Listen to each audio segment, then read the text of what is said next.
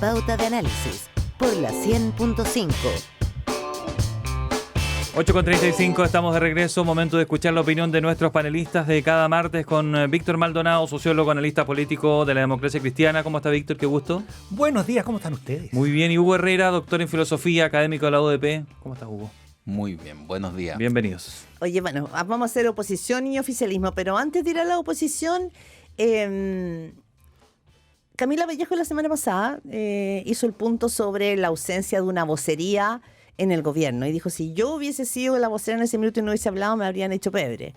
Y lo que vimos ayer, que me llamó la atención, es que apareció un podio, apareció una bandera y se hizo un punto de prensa formal donde habló el viceministro Claudio Alvarado. O sea, se hizo un punto de prensa, se hizo la performance del punto de prensa. Primero, el gobierno en estos ha carecido, se ha notado la ausencia de una vocería que pueda desplegar estrategia comunicacional, o no era tan necesario como se dijo al comienzo. Giorgio Jackson se lo adjudicó a Camila Vallejo lo que ocurrió ayer. Sí. Lo escribió, dijo, ven, Camila lo dijo, se hizo. Pero no también sé, aquí si mismo ayer nos decían parlamentarios de la derecha. A Giorgio Jackson. Voy a hablar de Camila Vallejo. No, pero me refiero son voces del oficialismo, sí, lo que están diciendo. Ayer el presidente de la Cámara Baja nos dijo aquí a nosotros es necesario, estamos perdiendo esta batalla, sí, lo ha dicho Diego Chalpern, o sea, son voces desde las derechas las que están pidiendo al gobierno esa vocería. A ver, yo creo que también hemos tenido la primera vocería de Camila Vallejo en su calidad de dirigente opositora, y eso también es importante destacarlo. Que además, también hay que destacarlo, hacer memoria, se aparecía y se desaparecía cuando había que desaparecerse, así que tampoco era tan presente. Respecto al gobierno, creo que sin duda es un problema, pero no es un problema de comunicación. Sí, yo creo que el problema es que cuando tú... A ver, una cosa es cómo dices las cosas, cómo las planteas, en qué formato, si te acomoda, y otra es cuando tienes o no tienes algo que decir. O sea, lo que hay detrás. Claro, porque los voceros, en el fondo, son significativos en la medida en que, además del mensaje cotidiano, te marcan una dirección, te van marcando el rumbo del gobierno. Y pueden hablar en general hablan de muchos temas en las conferencias de prensa y las van cortando para las distintas noticias, digamos, pero además tienen la línea rectora del gobierno en la cabeza. Y yo creo que en la derecha ese es un problema, no solo de este gobierno, digamos, que no hay línea rectora en la cabeza, más allá de las reformas económicas. No hay una línea política. O sea, piensen en lo que dijo Esquella. Yo encuentro que es de la máxima gravedad. Esquella, Arturo, no Agustín, claro. Arturo Esquella. Ya. Dijo que la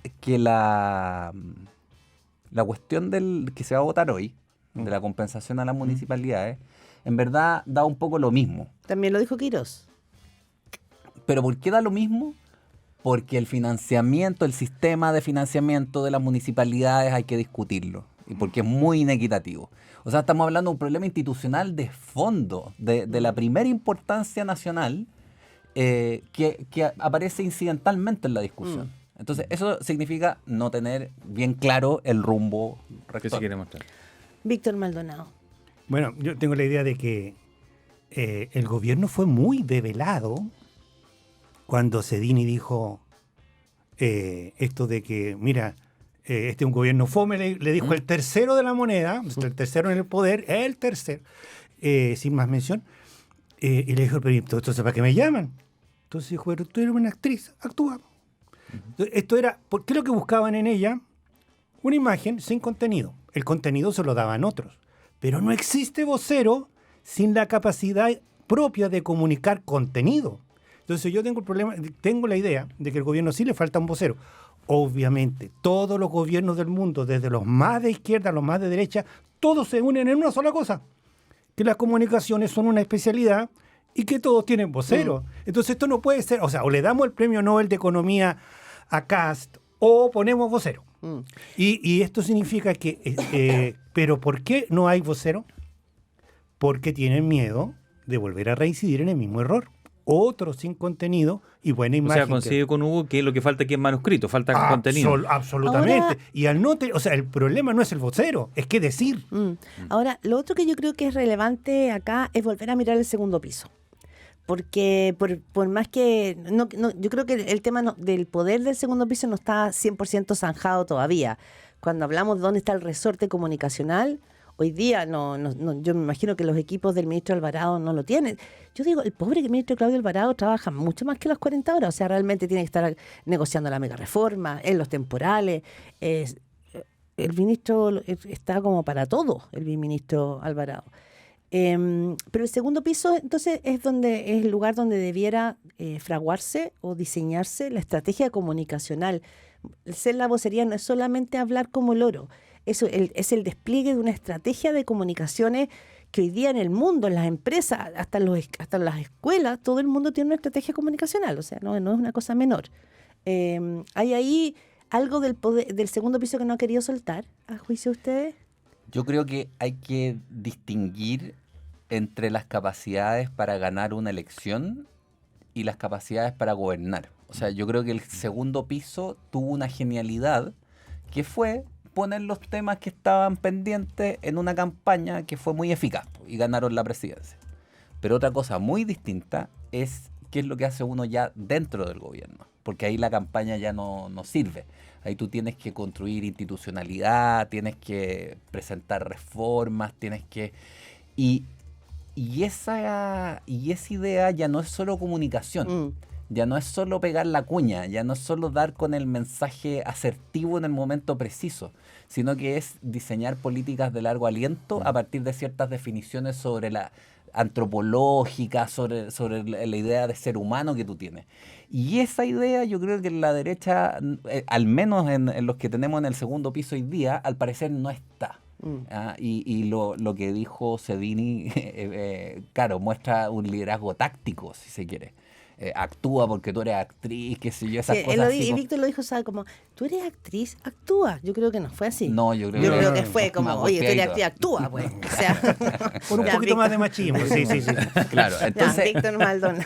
entonces eso muestra el asunto. Víctor. Pero y siguiendo, esto más parece como un coro porque estamos de acuerdo, porque recuerden que se ganó la elección diciendo lo menos posible, siendo disciplinado en un mensaje básico. Pero cuando se llega al gobierno hay una sola cosa que no se puede hacer. El segundo piso es una extensión del presidente para relacionarlo internamente con el gobierno. Es una cosa que hace el segundo piso. Pero no puede reemplazar ministros, ni puede teledirigir ministros. Esa no es su función. No. Porque el poder tiene que ser público, tiene que ser transparente, tiene que ser la autoridad que dar la cara, que han sido electas para eso. Bueno, yo creo que aquí estamos al revés. Creo que el verdadero corazón del gobierno es más bien una maquinita que tiene intereses que defiende muy bien, como las que estamos viendo en la mega reforma y todo. Pero que eso no tiene ninguna poesía que ofrecer, ninguna. No hay palabras bonitas para decir estamos protegiendo intereses. Y como no tiene eso, no tiene vocero. Como no tiene vocero, no tiene discurso. Pero es que Hugo a lo mejor toca esa tecla que por antonomasia, se podría decir, o por naturaleza propia de la derecha, o quizás más ultraderecha, ellos no poseen etos, sino que más bien poseen una tecné, una forma de hacer las cosas y ejecutar las cosas, ¿no? Pero falta esa poesía, ese fundamento de fondo que aquí no va a estar, siempre va a ser resultado, a lo mejor va a ser te bajo las cifras, te bajo los muertos, no sé, ¿puede ser algo de eso? Mira, el último personaje de la derecha que yo creo que reunía técnica y visión política ¿Sí? fue Jaime Guzmán. Y antes de Jaime Guzmán extinguió varias otras derechas que habían en Chile. O sea, había una derecha liberal del antiguo Partido Liberal, una derecha nacional de Jorge Prat, qué sé yo, el doctor Cruzcoque, el socialcristianismo de los años 40, 50, y todo eso se extinguió. Entonces la riqueza ideológica de la derecha quedó muy constreñida a liberalismo económico y conservadurismo moral. Y por otro lado tenemos a los óbolis que son liberales y al lado liberal de pero René. convengamos Entonces, que esta derecha que gobierna es hija de Jaime Guzmán. es hija de Jaime Guzmán, pero Jaime Guzmán, hay que reconocerlo, era un tipo que cambiaba posiciones según las circunstancias políticas con una capacidad que no tiene ninguno de estos otros. O sea, Guzmán, piensen esto, fue durante su juventud era medio carlista, era como franquista, qué sé yo. Después, un demócrata liberal ejemplar criticando la Unidad Popular. Después adhirió a la dictadura. Después se sometió a las reglas de la nueva democracia y fue senador. Y después no sabemos qué iba a hacer, pero probablemente hubiera cambiado de nuevo. Víctor, quiero añadir esto a las últimas encuestas del fin de semana, en que el gobierno tuvo una baja importante, para después poder ir un poquito a la oposición. Tuvo una baja importante, sobre todo Pulso Ciudadano y Criteria. Mostraron una baja, lleva el gobierno desde marzo hasta ahora casi 5 meses. ¿A qué lo podríamos atribuir? ¿A que no ha logrado conectar con los temas como los temas base, los temas cotidianos de las personas, y está como más bien una discusión de alta, digamos, los grandes temas? ¿Cómo lees tú esa baja en las encuestas? Ahora, todos los gobiernos bajan rápidamente en las encuestas, digamos, hay que decirlo. Pero también. esta es la combinación más extraña que hemos tenido en la vida, porque tenemos un gobierno que está cumpliendo y consiguiendo todos sus objetivos, que tiene mayoría en ambas cámaras, que va a repetir sus triunfos una y otra vez con las mismas mayorías, excepto que le vayan quitando a la gente porque tienen que irse a la cárcel, algún senador, alguna cosa. Pero si no, está cumpliendo todos sus objetivos. Y sin embargo, es el gobierno más alejado rápidamente de la misma ciudadanía que votó por ellos. ¿Cómo es posible entonces que el mayor triunfo político conviva con la menor apoyo y adhesión popular que se ha tenido en los últimos años? Porque los objetivos específicos reales no tienen ninguna relación con lo que se dijo que era la prioridad. La prioridad no es seguridad, la prioridad es crecimiento, la prioridad es inversión, la prioridad es Desempleo, intereses. Bueno, en una de esas, ojalá desempleo, pero hay una cierta... como quien dice, preponderancia en que esto no tiene nada de poesía, pero es más bajo que la línea que la derecha ha tenido nunca. Oye, esto es más bajo que Piñera. Pasamos ¿les parece a la oposición, que ayer fue a La Moneda, los vi muy juntos, pero no sé si estaban pétreos con respecto a la postura que tienen y los fundamentos que está presentando la oposición, que dice la derecha ha bajado o el presidente ha bajado, pero la oposición no toma ese espacio porque no tiene un constructo de ideas que sean fuertes. Hugo, ¿tú coincides con esas visiones? Sí, yo creo que, a ver, la oposición tiene dos problemas. Uno es que está en minoría, entonces no existe en la práctica como fuerza de oposición con posibilidades de operar, pero además está partiendo. Entonces ahí se genera otro problema, pues el divide et impera se aplica respecto a esta oposición. Divide y vencerás. Claro, divide y vencerás. Tienen una oposición demócrata cristiana, socialdemócrata, muy de país avanzado, digamos, sofisticada, pero tienen otra que es más enredada. En el Frente Amplio uno no sabe con qué se encuentra. Se puede encontrar con gente también que tiende a la conversación y que está pensando en las grandes reformas que necesita el país, pero hay otros que están todavía añorando la llegada de la emancipación y que el crecimiento no importa y están viviendo en Hipilandia, por decirlo en términos suaves, digo. Y además está el Partido Comunista, que es gente muy seria, pero radicalmente distinta de un socialdemócrata o de un demócrata cristiano. Entonces, yo creo que ahí el problema ideológico, al contrario de lo que pasa en la derecha, que falta ideología, aquí el exceso de ideología te impide generar una unidad y cuajar, digamos. Víctor Maldonado. Mira, voy a contarle un secreto, no se lo cuenten a nadie. De aquí no sale. De aquí no sale. De aquí no sale, muy a la sale, chilena. no te preocupes. Yo los conozco a todos ellos. ¿Quién es todo? Todos los de la Otro oposición. partido. A todos los que se reúnen los lunes los conozco a todos. Y no me cabe la menor duda que podrían trabajar en conjunto, pero ninguna. Y no me cabe la menor duda que podemos tener un 30, 40, 50% de proposiciones comunes y nos iría muy bien. ¿Y qué se lo impide? ¿Por qué usted no le ha contado ese secreto a ellos? Porque el problema es el siguiente. Tenemos tanto respaldo técnico profesional que nos dice por dónde ir y se desaprovecha por falta de liderazgo. Esto sí que necesitan vocero. Aquí si hay ideas, aquí no hay un discurso al revés del que gobierno. no tiene vocero.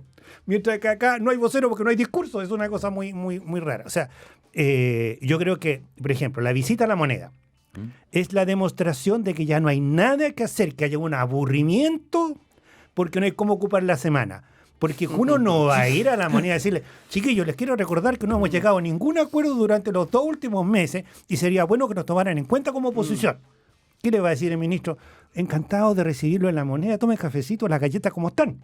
Pero uno no va a que le digan la obviedad, va a proponer algo. ¿Qué propuso la oposición? No llevaba propuesta ya. No llevaba propuesta, correcto. Entonces, cuando uno va a presentarse a la Moneda para decir no tengo propuesta, en el fondo lo que dice es, me falta quien encarne nuestra posición frente a la Moneda, Sí. ganemos o perdamos. Oye, eso no es el punto.